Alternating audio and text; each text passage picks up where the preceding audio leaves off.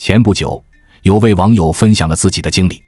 他在某平台观看一则男女吵架的视频时，发现自己和妻子看到的留言竟然各不相同。他看到的评论大都是以男性立场为主，妻子手机上看到的却是站在女性立场的评论。这时他才惊讶地发现，原来手机的评论区竟然也男女有别。这则消息很快引起了共鸣，许多网友表示也有过类似的经历。同一则视频，自己和妈妈看到的评论却不一样。自己看到的是孩子抱怨原生家庭，妈妈看到的都是家长自诉不易。在算法主导的今天，大数据已经可以精准地将不同的观点投送给不同偏好的人。我们每天接收到的海量资讯，很多都是经过筛选，迎合个人喜好的消息。这看似便利，却让我们在不知不觉中被困在信息茧房里，看不到不同的消息，听不到不同的观点，甚至失去辨别真相的能力。哈佛大学教授凯斯提出的一个著名的概念——信息茧房，意思是，在信息传播中，如果一个人只关注自己选择的领域，或者只关注使自己愉悦舒服的东西，久而久之，便会像蚕一样，将自己桎梏于自我编织的茧房之中，从而丧失全面看待事物的能力。美国社会学教授乔尔·贝斯特在自己的新书《这是真的吗》中也提出了这样一个与之相合的观点，坚称我们知道唯一真正的原因，并完全拒绝考虑其他观点，只会将社会世界过分简化。信息茧房就像是专门为人类布置的舒适巧妙的陷阱，我们总是很容易陷入其中，难以逃脱。尤其是生活在互联网、大数据时代的我们。你以为的事实不一定是真相。你有没有这样的体验？在观看某种类型的视频后，马上会被推荐更多该类型的视频，点赞某种类型的评论后，就能经常看到相似的评论，转发某种类型的文章后，就会经常收到这种类型的文章。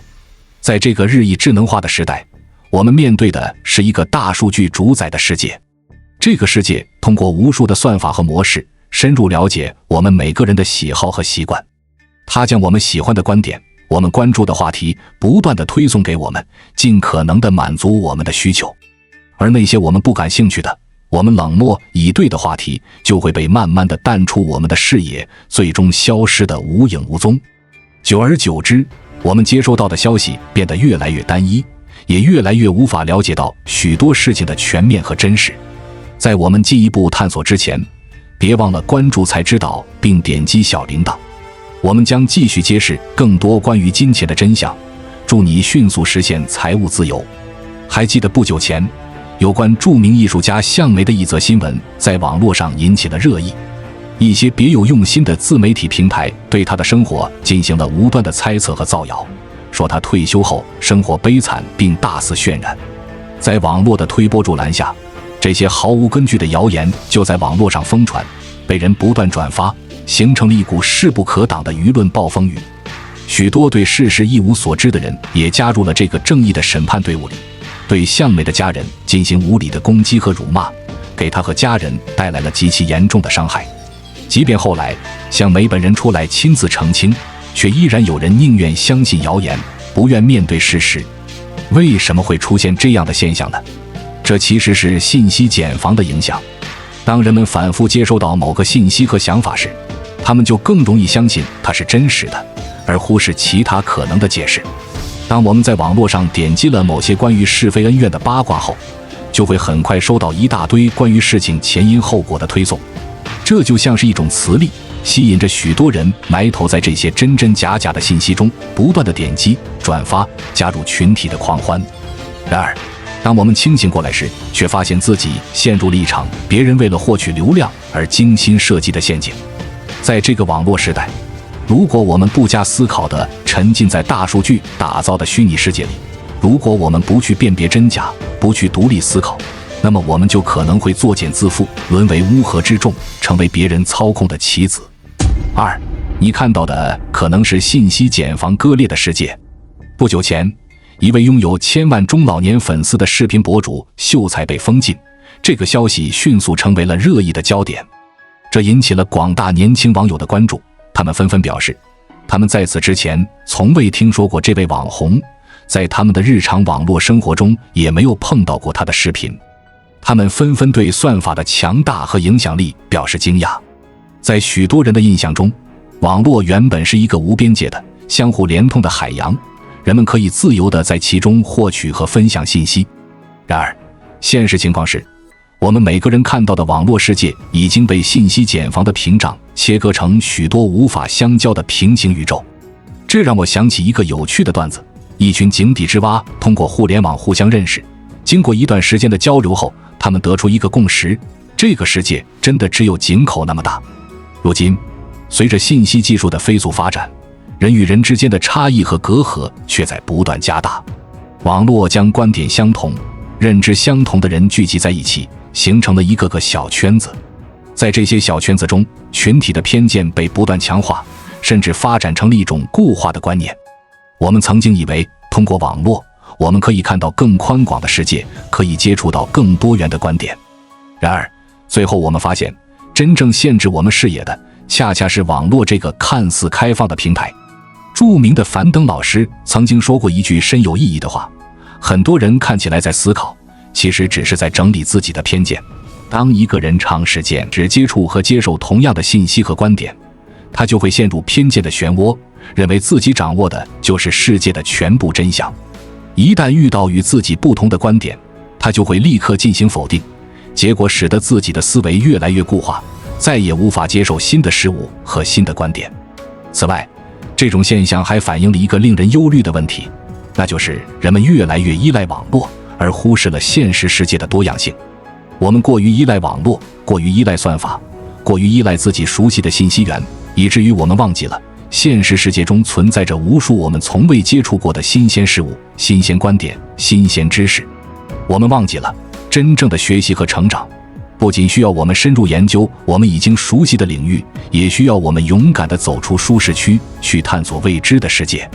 因此，我们需要重新审视我们的网络使用习惯，重新审视我们对待信息的态度。我们需要学会在网络的海洋中游泳，而不是让自己被信息茧房中的固定观念所束缚。我们需要学会批判性思考，学会独立思考，学会对待各种信息持开放的态度。总的来说，尽管网络和算法为我们提供了方便，但我们不能完全依赖它们，也不能让它们限制了我们的视野。我们需要勇敢地走出信息茧房，接触和理解更广阔的世界。只有这样，我们才能真正的学习，真正的成长，真正的理解这个世界。3. 网络时代，千万别让信息茧房废了你。拆掉思维的墙里写道：你看世界的角度决定了你的样子，你的认知高度就是你能站到的高度。信息茧房的可怕之处就在于，它让我们看到的都是自己认同的，它让我们听到的都是自己想听的。久而久之，我们就再也无法触及世界的真相，渐渐与现实社会脱节，被困在固有的认知里。要想破茧，就要主动改变，去关注不熟悉的领域，去倾听不同的声音，去接纳不同的想法和思维，才能发现人生的更多可能。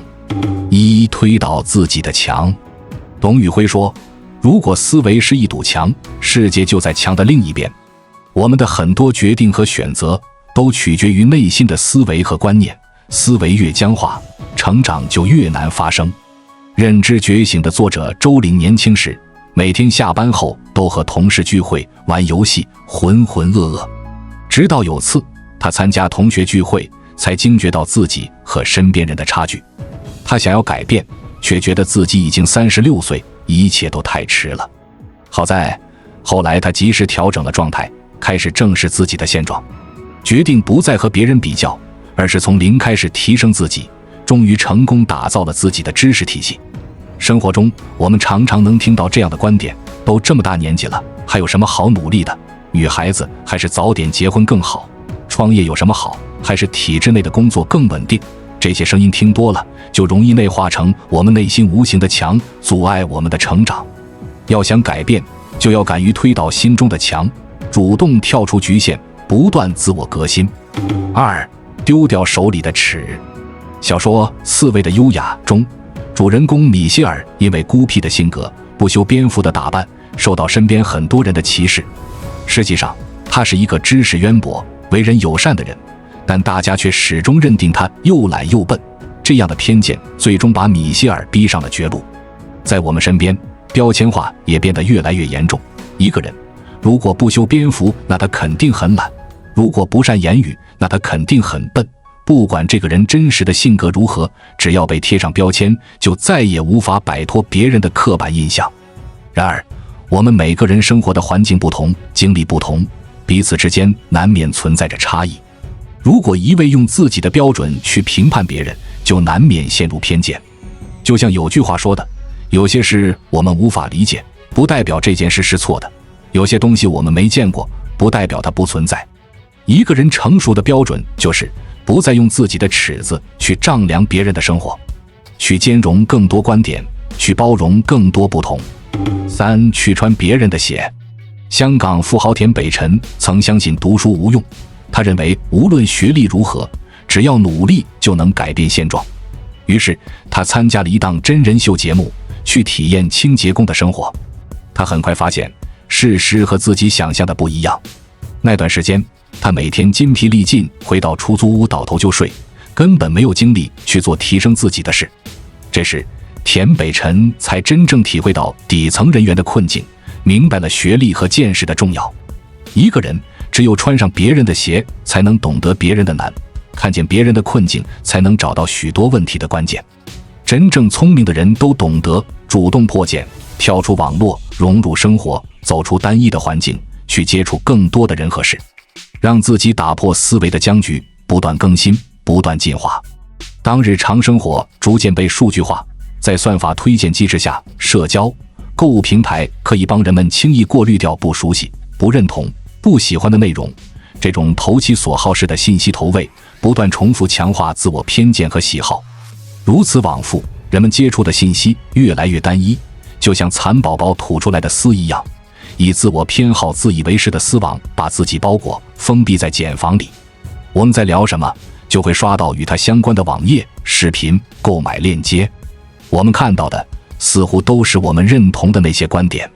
短视频推荐的内容总是具有非常高的相似性和重复度。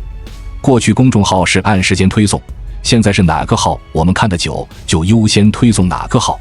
大数据时代，每个人都在裸泳，也在被算法投喂。被投喂的信息不光是同质化的，还可以被定制化。信息茧房带来的最大危害，就是在不知不觉中压缩着我们的知识面，剥夺了我们独立思考以及自我纠偏的能力。有人将其称之为大数据时代的坐井观天。这些大数据打造的主题公园里的自嗨者就是井底之蛙，他们每天只能看到头上的一片天，却以为看到的是整个世界，而自信心一天比一天膨胀。久而久之，他们越来越相信这口井就是整个世界，真实的世界再也看不到，甚至对真相滴水不进，宁愿相信由自己想象出来的假象。4. 重新认识批判性思维。美国特拉华大学社会学教授乔尔·贝斯特为了让大家更容易地结合生活去理解批判性思维，他在新书《这是真的吗》中重新定义了批判性思维。他将批判性思维视为一套用来评估断言 claim 的工具。首先，断言指的是一种声称某事属实的陈述。在谈话间，在阅读中，在媒体上，在几乎所有与他人相联系的场合，我们总是会遇到各种断言，并且我们都需要学着诠释这些断言。我们会将这些断言按照可信度的高低进行区分，将那些似乎合理的断言定义为事实或信息，并给那些可疑的断言贴上谣传或虚假的标签。那我们需要掌握的就是将那些存疑的断言与那些更具真实性的断言区别开来。所以，批判性思维不是简单假定我们已经知道了什么是真的，而是要求我们思考我们的假定是否有可能错误。也就是批判性思维通过评判支撑性证据来评估断言，批判性思考就是评估或评价论证的可信度。比如，现在下雨，我们不想被淋湿，我认为我们应该等雨停了再出门。乔尔·贝斯特在《这是真的吗》一书中分析，提供基本信息的根据 ground 即现在下雨，将得出的结论正当化的理据 warrant 即我们也不想被淋湿，结论 conclusion 即我们应该等到雨停再出门。那我们在看到这个断言时，就会思考论证是不是还在下雨，是不是雨大到不方便出门，是真的怕被淋湿，还是存在其他更紧迫的原因需要马上出门。基于对上述问题的回答，我们也许会认为这一论证可信，并选择待在室内，或者会认为该论证不可信，并选择硬着头皮外出。因为一切论证均包含根据、理据和结论，所以要做到批判性思考，就要对每一项要素进行评估。5. 构建批判性思维。乔尔·贝斯特在《这是真的吗》一书中提出了几个经常会陷入批判性思维盲点的分析。以理智对待传闻，让子弹先飞一回。针对人身的论证，只将重心放在说话人而非说话内容上的论证。如果我们只因为某人属于某个与我们意见不合的群体就否定其论证，那我们就犯了一个推理错误。2. 民间智慧和隐喻不等于真理。隐喻的问题在于，使用隐喻会阻碍人们对断言的批判性思考。我们需要批判性的思考，隐喻会将我们引向何方？那里又是否是我们想要去的方向？3. 为什么对自己崇拜的人很难批判性的看待？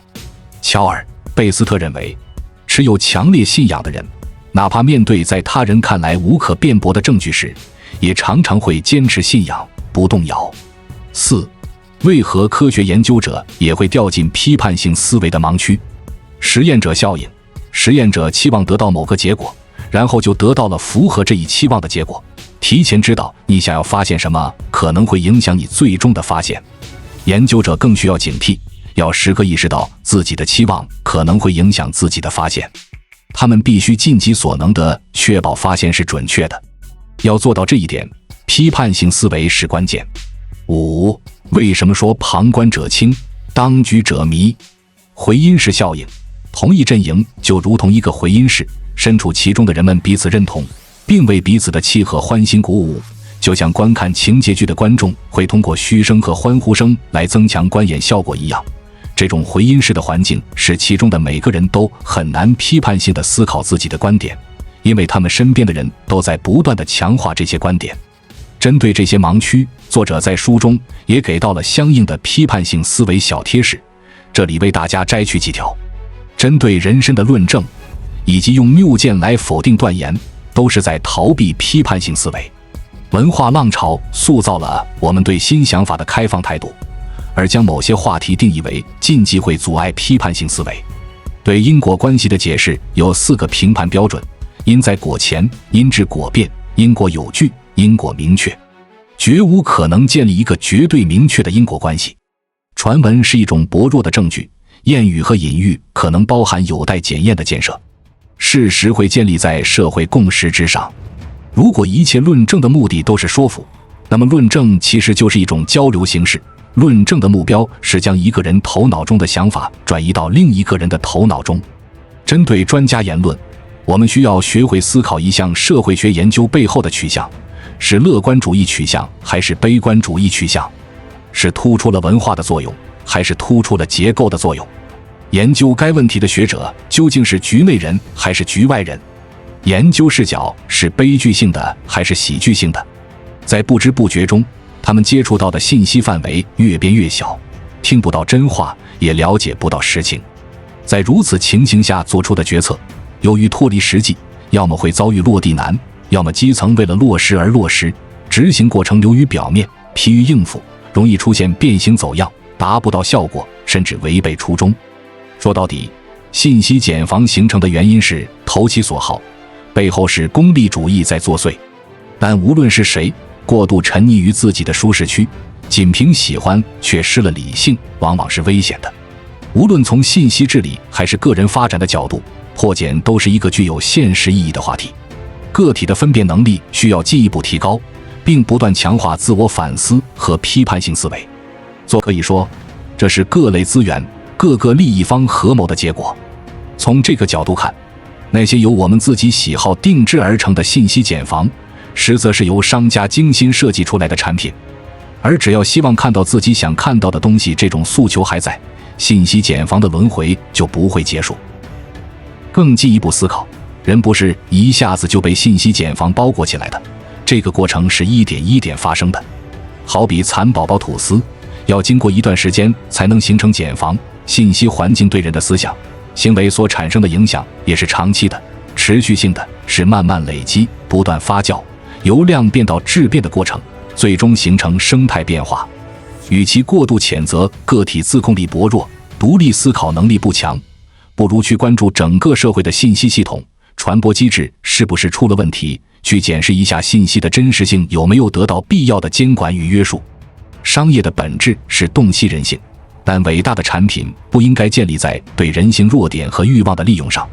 技术是中立的，算法本身只是一种工具，科技向善或科技向恶，说到底做选择的还是人。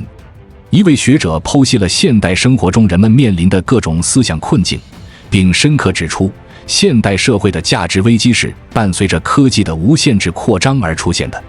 他同时指出，个人自由被不断扩张的科技摧毁，并不意味着高科技必定压迫个人自由，而在于人的主体性自身的退缩。好比生病与治疗手段之间的关系，任何高明的治疗手段都只是辅助性的，治愈疾病的关键最终还是人体自身的调节。而精神上面临的问题也一样，一旦面对复杂的现代性问题，勇敢地去面对，真正地站起来，这个问题其实就解决大半了。最后，我们需要学会与信息和谐相处。信息是我们生活中不可或缺的一部分，我们无法完全摆脱。因此，我们需要学会如何与信息和谐相处，不被信息所束缚。我们可以设定固定的信息获取时间，比如每天早上半个小时用来看新闻，晚上休息前半个小时用来看书等等。这样，我们就能够在一定程度上控制自己接收信息的量和质量，避免陷入信息过载的困境。信息茧房如果是由人的选择心理导致的，那么如何破茧，根本上还是自己说了算，而非算法说了算。叔本华曾说过，每个真正独立思考的人，在精神领域内全然视为君主。世界不会直接给答案，我们必须学会使用批判性思维，拥有独立思考的能力，打破自己的信息茧房，成为一个可以坦然面对复杂世界的人。关注我，我是才知道，带你解锁更多金钱的真相。